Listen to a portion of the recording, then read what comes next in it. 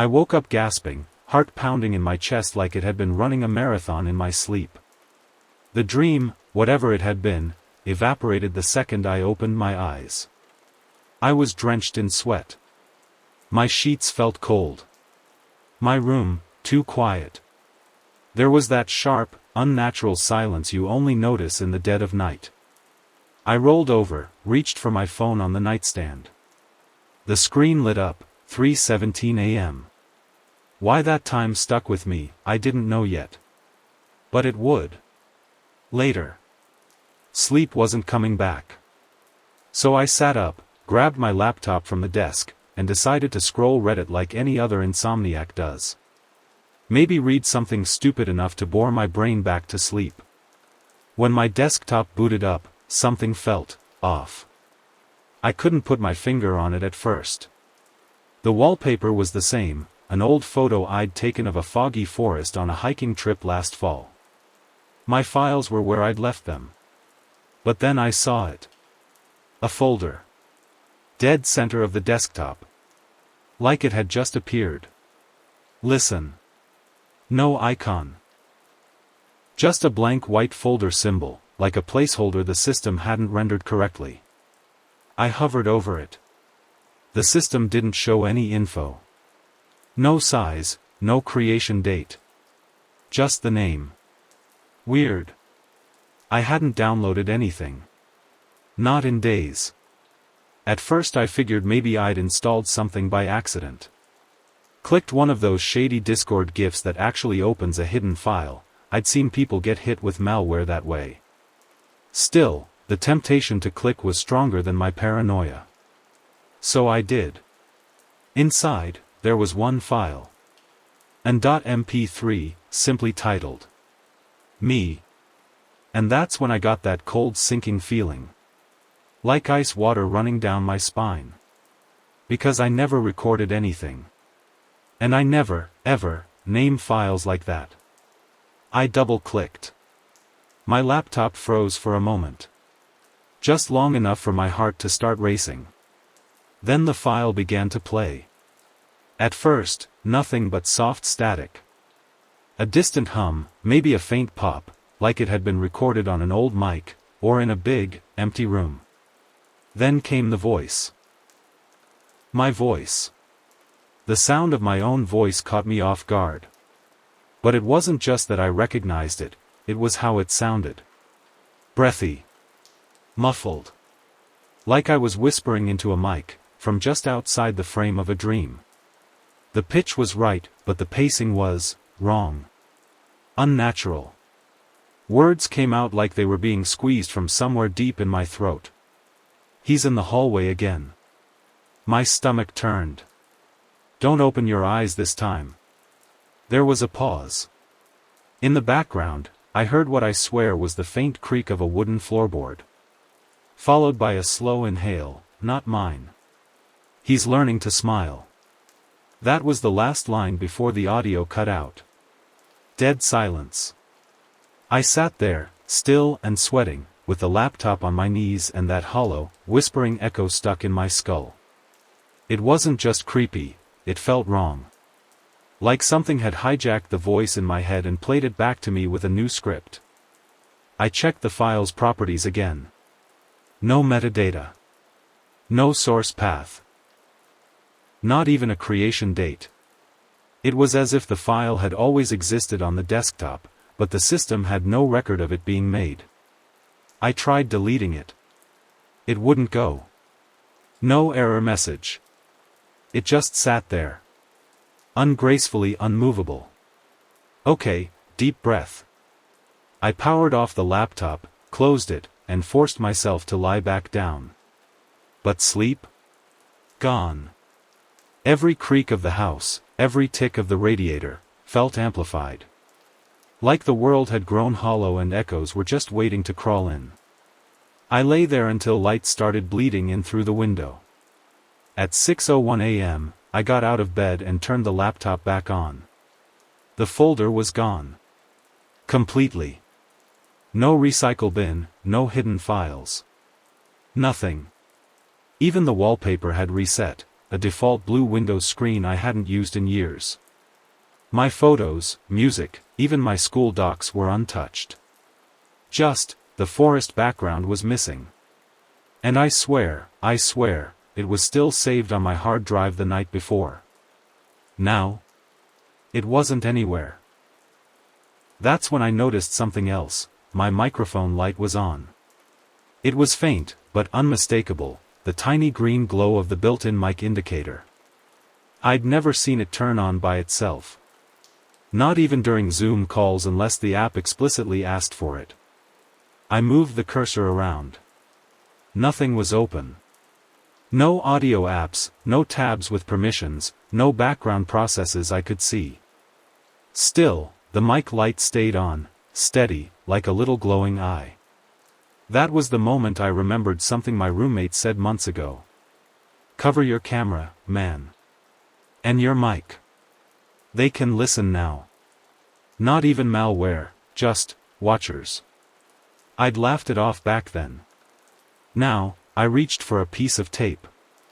Before I could place it over the mic, my speakers popped. A sharp click, like static decompressing. Then, a voice. Very soft. Almost too quiet to hear unless you leaned in. We already have the tape. I froze. The sound wasn't a notification. It wasn't a system prompt or Cortana or Siri. It was a dry whisper. Grainy. Not robotic, organic. Like breath pressed through a blown-out microphone. I yanked the power cord from the wall. The screen went black. I sat in silence, heart punching my ribcage. It didn't make sense. I didn't even have any external mics connected. The only active hardware was the built-in one, the tiny, barely functional one I never used. And I just heard a voice through it.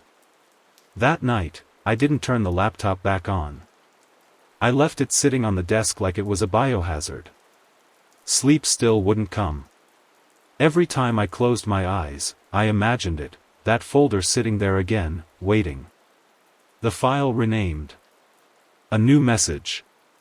A new whisper. I told myself maybe I was sleep-deprived. Maybe I'd dreamed part of it. Hallucinated the rest. But the next day, something else confirmed it wasn't in my head. In my downloads folder, which I hadn't touched in days, was a screenshot.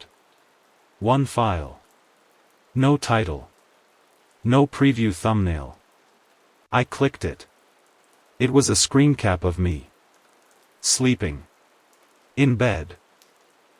From the angle of my laptop webcam. Timestamp, 3:17 a.m. My fingers trembled as I stared at the screenshot.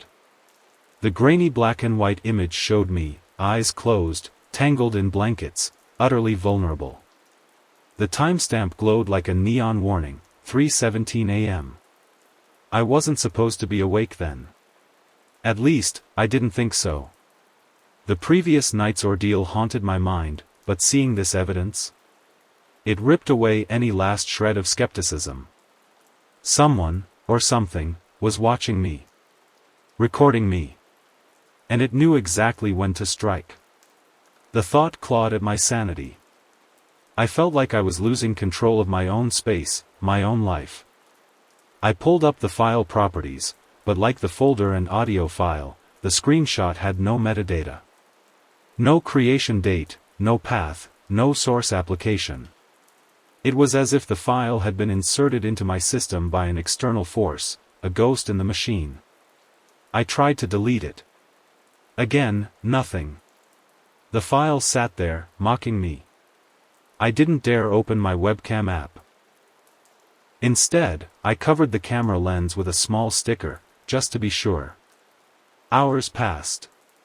The sun climbed higher, and with it, some of the terror ebbed. But the unease remained. I thought about telling someone, a friend, a tech expert. But how do you explain this without sounding insane? Instead, I began researching. Deep dives into forums. Reddit threads about hacked webcams.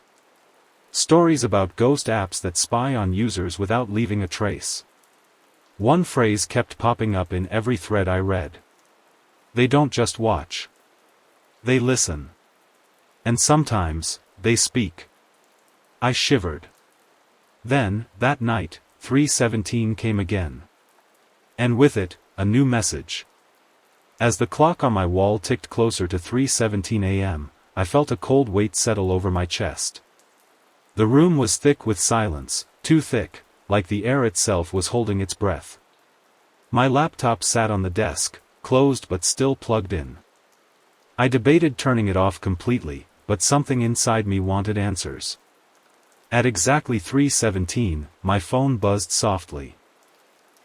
I glanced at the screen. A new notification. No app icon, no sender. Just a single message. Look. My blood ran cold. I unlocked the phone with trembling fingers and opened the message. It contained a link, a URL, shortened and unrecognizable. I hesitated. But curiosity, fear, and an inexplicable pull urged me to tap it.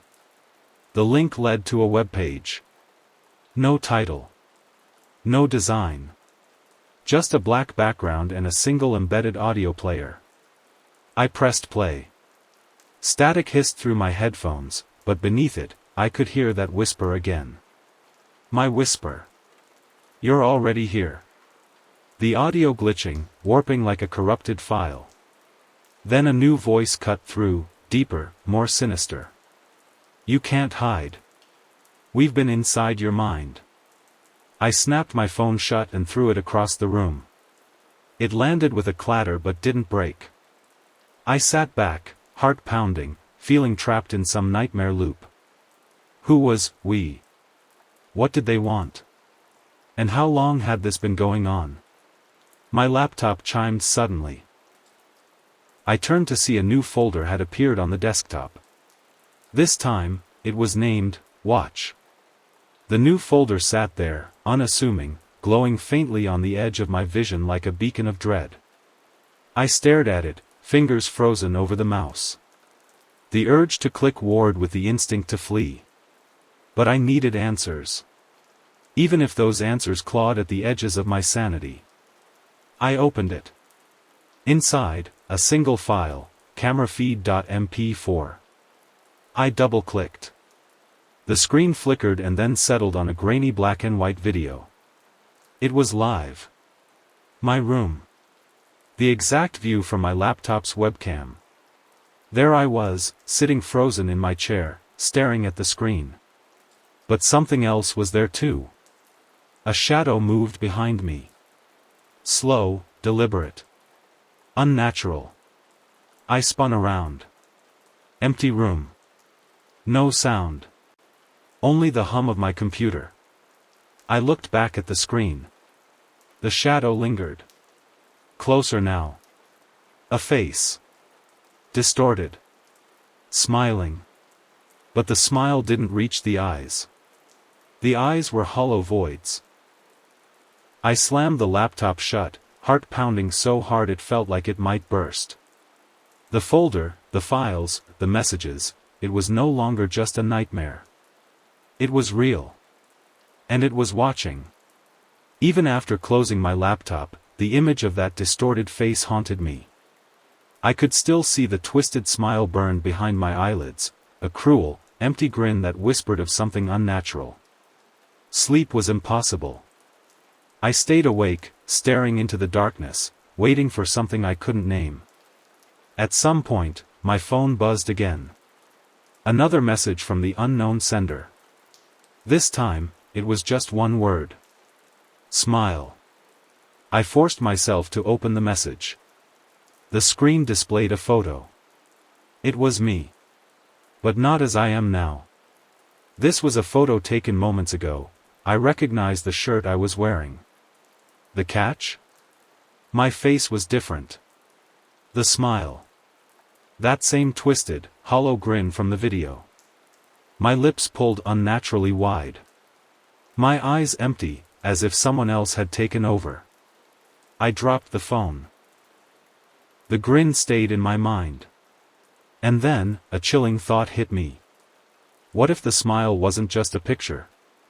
What if it was trying to cross over? The hours crawled by like slow poison. Every shadow seemed to stretch toward me, every creak echoed like a warning. I barely ate. Barely moved. The only light in my room came from the flickering screen of my laptop, which I refused to close entirely, terrified of what might happen next. And then it came. A whisper. Soft and low, curling around my ears like smoke. Let me in. I spun around. Empty room. But the air felt thick, charged, like static before a storm. I glanced back at the laptop screen. The desktop was no longer my wallpaper. Instead, it was a shifting void of darkness. The folder icons rearranged themselves, spelling out a single word. Open. I didn't hesitate. I clicked the only folder left on the screen. Inside was a video file named The Crossing. The video began. It showed me. But from outside my window, through the glass. I watched as a shadowy figure pressed its hand against the pane.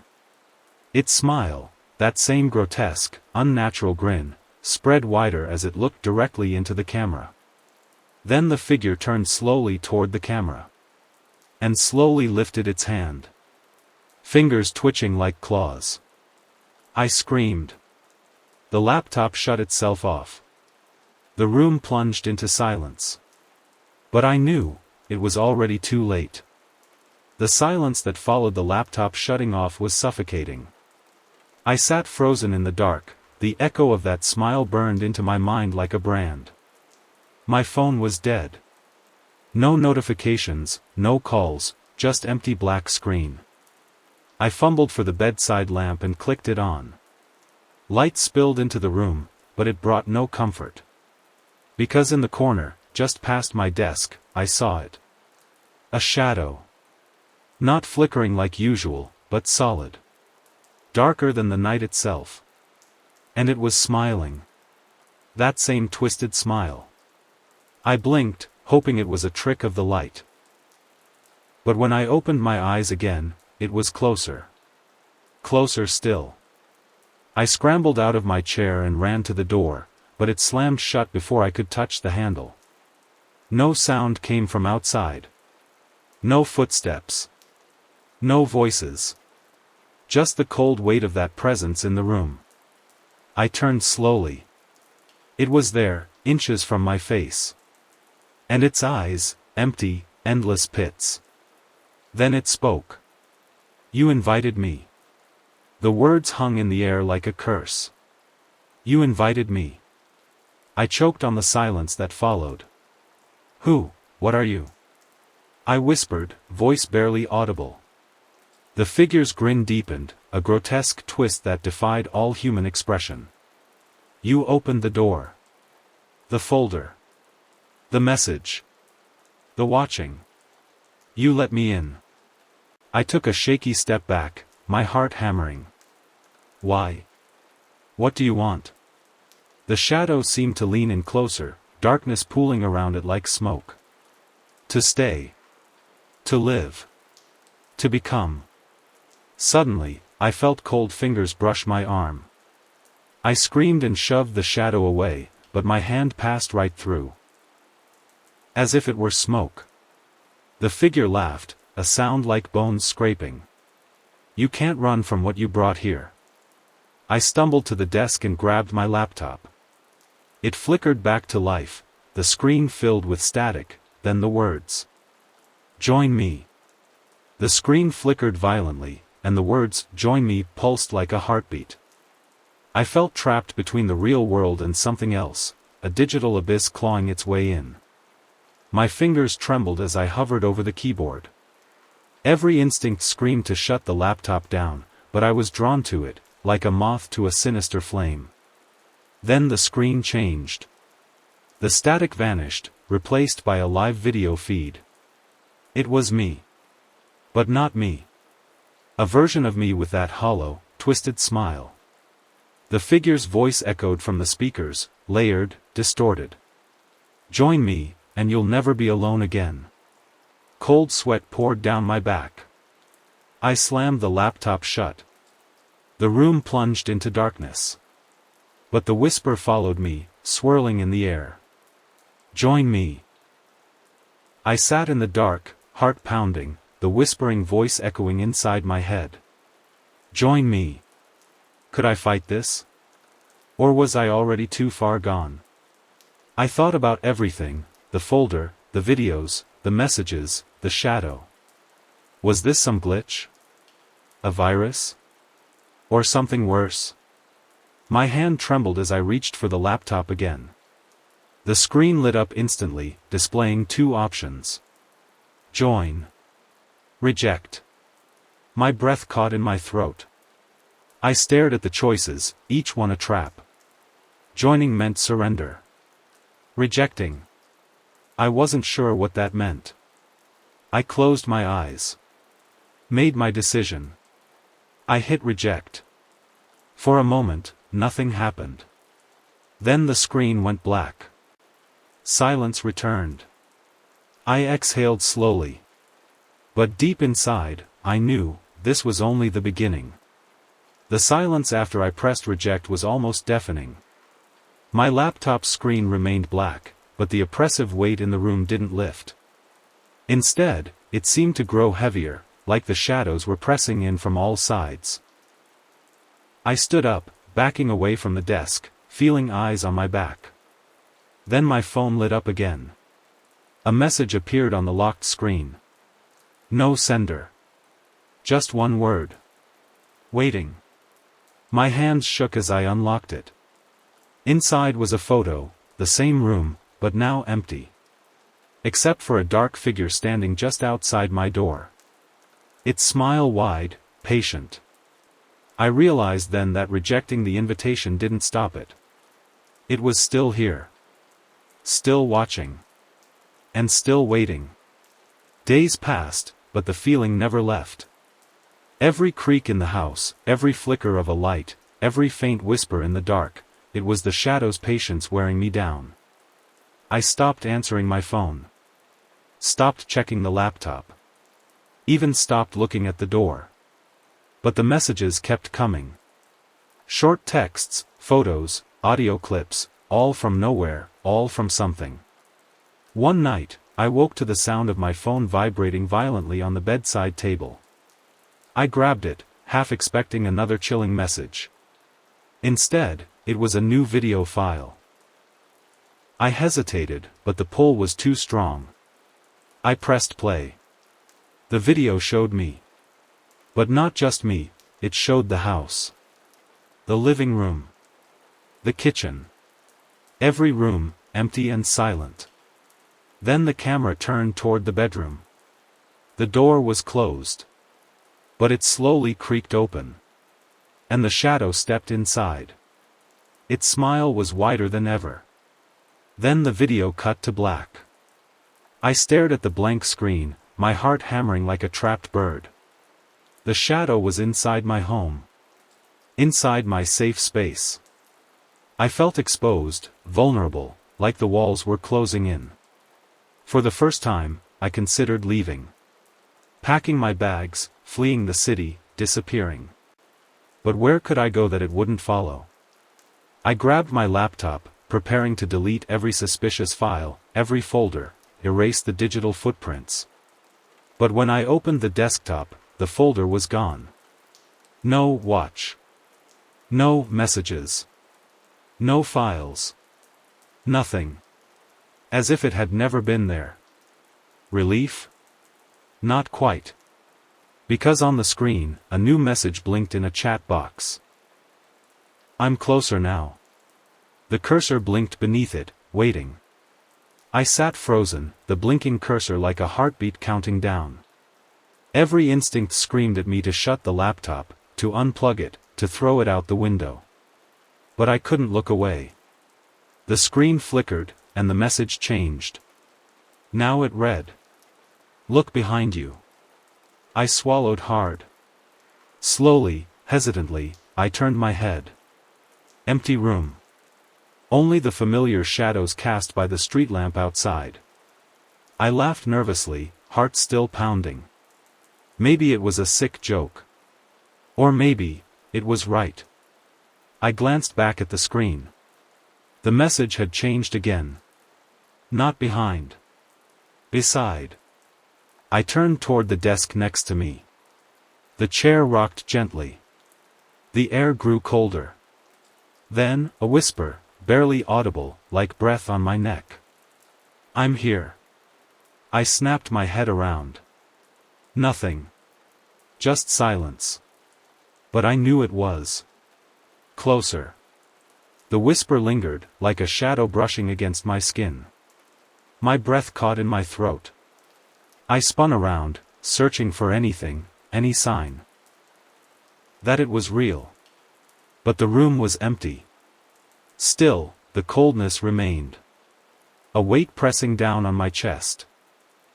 I backed away slowly, eyes darting to every corner. Suddenly, the laptop chimed. The screen flashed to life. A video began playing. This time, the footage was from inside my bedroom, live. And there it was. The shadow, standing right behind me. The same twisted smile. I froze, unable to move, unable to scream. Then the shadow spoke again, its voice layered, cruel. "You can't run. You invited me." A chill ran through my body. And then the screen went black. The black screen mocked me, blank and silent, but my mind raced with terror. I forced myself to stand, my legs trembling as if made of jelly. Desperation took over, I had to find a way out. I grabbed my phone and tried to call a friend, anyone. No signal. The Wi-Fi was dead. Even my landline was silent. Was I truly cut off? I moved toward the door, but it refused to budge. Panic surged.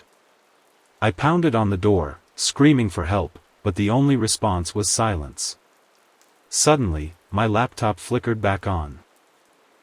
The screen showed a distorted version of my own face, smiling that same hollow grin. A message appeared. "We are one now." I collapsed to the floor, the weight of those words sinking deep. Had I already lost? The chilling words echoed in my mind as I sat on the cold floor, heart hammering in my chest. "We are one now." What did it mean? Was I becoming the shadow? Was my identity slipping away? The laptop screen warped, twisting my own face into something unrecognizable. I tried to look away, but I was hypnotized, trapped by the monstrous reflection. Suddenly, a cold rush of air swept the room. The shadow appeared, merging with my body, its hollow eyes locking with mine. There's no escape. I felt a darkness seep into my skin, crawling like ink through veins. A scream built up in my throat, but no sound came. I was fading. The last thing I saw was the shadow's grin, wide and merciless, as everything went black. Blackness consumed me. A void where time, space, and identity ceased to exist. I was neither alive nor dead, trapped in a liminal space between worlds. Voices echoed around me, whispers from countless lost souls, all trapped in endless darkness. A light flickered in the distance. Hope? Or another cruel trick? I reached out, desperate to grasp it. As I touched the light, a sudden jolt threw me forward. I awoke gasping, back in my room. Sunlight streamed through the window. The laptop was off. No messages. No shadow. Had it all been a nightmare? But then, my phone buzzed. A single text appeared. Not finished. And beneath it, a photo of my bedroom door, slightly ajar.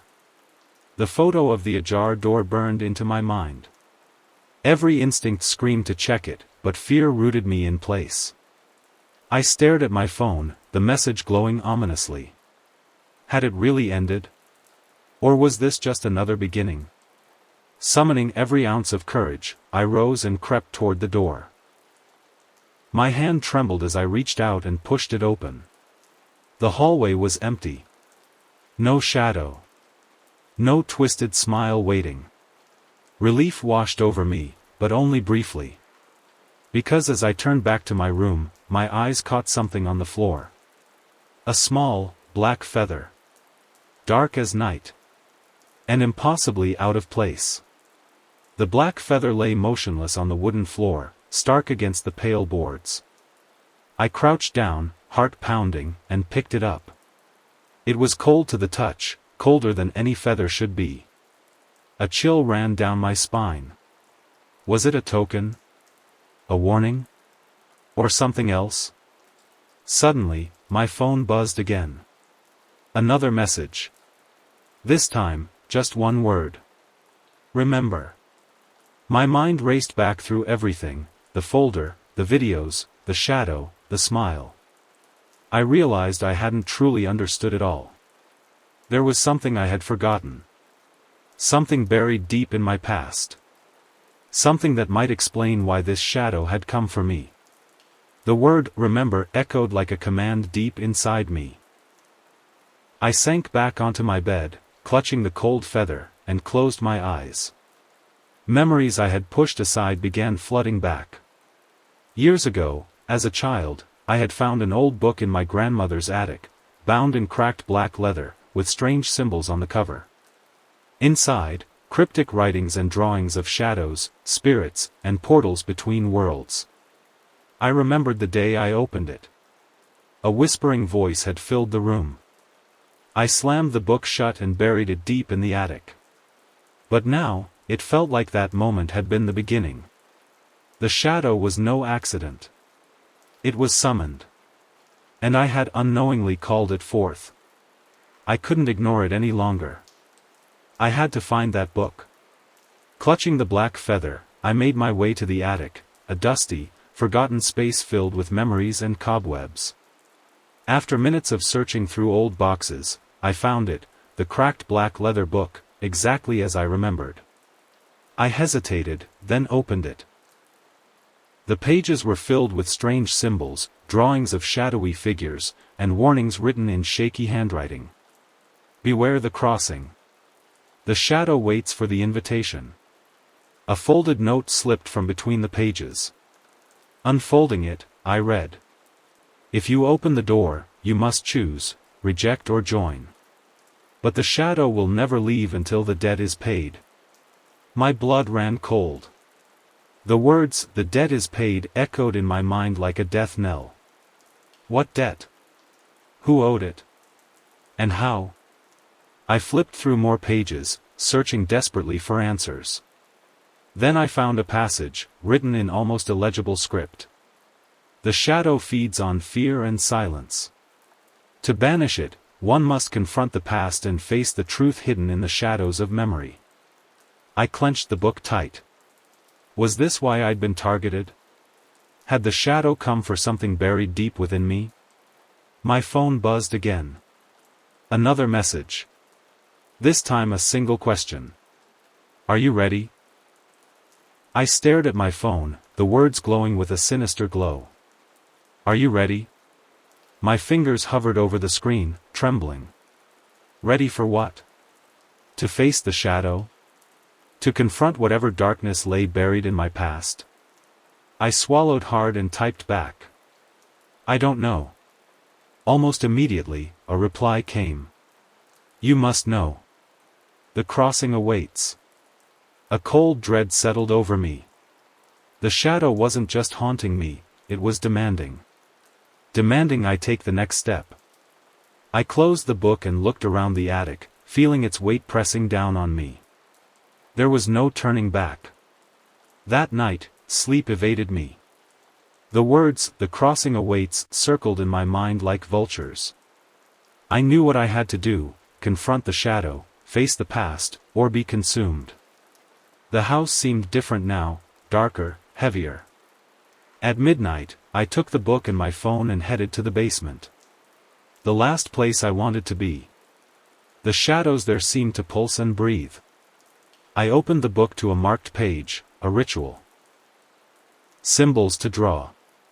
Words to say. Hands shaking, I followed the instructions. The air thickened, the the shadows swirling. A doorway appeared, a dark portal humming with energy. The shadow emerged, grinning. "Ready," it whispered. I stepped forward.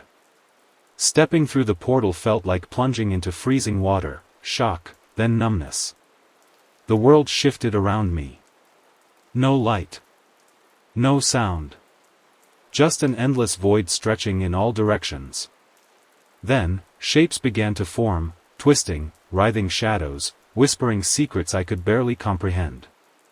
A voice echoed in the distance, familiar yet strange. "Welcome to the crossing. The place where all debts are paid." I moved forward, heart pounding. The shadow was beside me, no longer just a figure, but a presence, both companion and captor. "Face what you've buried," it said. Ahead, flickers of memories appeared, like broken scenes on a shattered screen. The flickering scenes swirled before me like fragments of a broken mirror. I saw my childhood home, but it twisted and warped. Faces blurred into shadows. Sounds distorted into eerie whispers. One memory stood out, a day in the attic, the black book open in my small hands. But something else, a figure lurking in the corner, watching. I reached out to touch the memory, and suddenly I was inside it. The shadow's voice echoed. "Remember the truth you hid." Fear surged through me, but I forced myself to look. The figure stepped forward, a twisted reflection of myself. A younger me, but with eyes cold and empty. A secret I had buried deep. The younger me stared back, eyes hollow and unblinking. I remembered then, the secret I had fought to forget. Years ago, I had done something terrible. Something that shattered trust and left scars no one saw. The shadow was feeding on this guilt. A voice whispered in my mind. "Only by facing your darkest truth can you break free." Tears stung my eyes as the younger me's figure reached out, silently begging for forgiveness. I swallowed hard and stepped forward. "I'm ready," I whispered. The shadow's grin softened just a fraction. "Then the crossing is yours to complete." The broken memories swirled around me, heavy with regret and pain. I reached out to the younger version of myself, who looked back with a mixture of fear and hope. "I forgive you," I whispered, voice trembling. A bright light exploded from the center of the vision, engulfing everything. The shadow writhed and screamed, losing shape. For the first time, I felt a weight lift from my chest. The void began to dissolve, replaced by warmth. The shadow's voice, now weak, whispered. "This isn't the end, but it's a new beginning." I found myself back in the basement, the black book closed on the floor. The house was silent. The oppressive darkness had lifted. But somewhere, deep inside, I knew the shadow still waited. The first rays of dawn filtered through the basement window. I sat on the cold floor, the black book lying closed beside me. For the first time in weeks, the silence felt peaceful, not suffocating. But the final words from the shadow echoed in my mind. "This isn't the end, but it's a new beginning." I knew that while the darkness had receded, it hadn't disappeared. The shadow was patient, waiting for another chance. Yet, something inside me had changed. I felt stronger. More aware. Ready to face whatever came next. I rose and stepped outside, breathing in the fresh morning air. The world looked different now, not just outside, but within me. The crossing had ended, but my journey was just beginning. Days turned into weeks, and life slowly returned to a semblance of normal. Yet, every now and then, a shadow flickered at the edge of my vision. A whisper carried on the wind. A sudden chill in a warm room. One evening, as I sat reading the black book again, a new message appeared on my phone. "You survived. For now." My hands trembled as I typed back. "Why me?" The reply was instant. "Because you dared to remember." The shadow was no longer just a haunting presence, it was a test. A reminder that some pasts refused to stay buried. And I wasn't sure if I was truly free. The message echoed in my mind, because you dared to remember. Why did remembering summon this darkness? Was forgetting the only way to stay safe? But forgetting had come with a cost: guilt, isolation, fear. I flipped through the black book again, searching for answers. Among the symbols and warnings, one phrase stood out. To resist the shadow, one must embrace the light within. I closed the book, feeling a newfound resolve. If the shadow tested me, I would fight back. I wasn't just a victim, I was a survivor. And this time, I would not let the darkness win. Days passed, and I began a new ritual. Not one of fear, but of hope.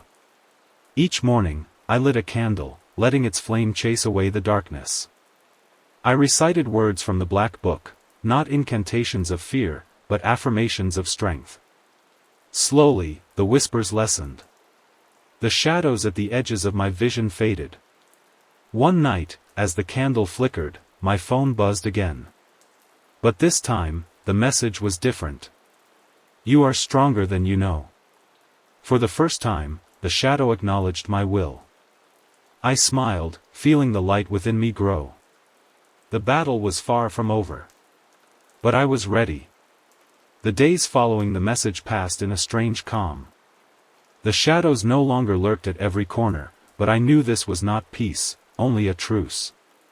The shadow was clever, patient, biding its time. I started to notice subtle signs: flickering lights, cold drafts, the faintest whisper just out of earshot. It was a war of wills now, unseen but intense. I found strength in small routines. The morning candle, writing my thoughts in a journal, surrounding myself with light. One evening, the phone buzzed again. We will meet again. Prepare. I clenched my fists. Whatever was coming, I would face it head on. I wasn't the same person who had been terrified in that basement. I was ready to fight. The message sent a cold shiver down my spine: we will meet again. Prepare. I wasn't sure what to expect, but I knew I had to be ready. That night, sleep felt elusive, shadows dancing on the edges of my vision. I decided to revisit the black book one more time. Hidden deep within its pages, I found a warning I had missed before. When the shadow calls again, it will test your resolve like never before. Only through courage and light can you survive the next crossing. A sudden knock echoed through the house. My heart leapt. I crept to the door and peered through the peephole. No one was there. Just a single black feather resting on the doorstep. The shadow's warning had begun. The black feather lay on my doorstep, a silent challenge. I picked it up, feeling its icy chill seep into my skin. No more running. No more hiding. The shadow's test was here. That night, as darkness wrapped around the house, strange things began. Lights flickered. Whispers echoed. Doors creaked open on their own. But I stood firm, lighting my candle, repeating the affirmations. The shadow's presence grew stronger, pressing in like a storm. Then, a voice, soft, mocking, whispered in my ear. Face your fears, or be consumed. I gritted my teeth. This was the moment. I would not falter. The voice in my ear sent a shiver down my spine, but I refused to show weakness. I took a deep breath and shouted into the darkness. I am not afraid of you. The shadows recoiled, writhing as if struck. The air grew thick, but I held my ground, eyes fixed on the flickering candle. Suddenly, the room plunged into darkness. For a heartbeat, silence reigned. Then, from the void, a figure emerged. Not the monstrous shadow, but a human silhouette. It was me. Broken, scared, but determined. The shadow's voice hissed. This is your truth. Embrace it or be lost. I stepped forward and embraced the figure. Light burst from within us, scattering the darkness. For the first time, I felt whole. As the light from within me grew, the darkness began to dissolve like mist. The shadow's voice faded into a whisper, powerless against the strength I'd found. The broken pieces of myself, once scattered and lost, merged into something new. I was no longer a victim of the past. I was whole. The room brightened, warmth returning to every corner. The black book lay closed on the floor, its power diminished. My phone was silent. For now. But deep inside, I knew the journey wasn't over. I had crossed the shadow's threshold. And survived. The days after the confrontation were quieter, almost peaceful. The shadows had retreated, and the weight on my chest lifted. Yet, an uneasy calm settled in. I kept the black book close but untouched, unsure if its power was truly gone. My phone remained silent, and the oppressive messages ceased.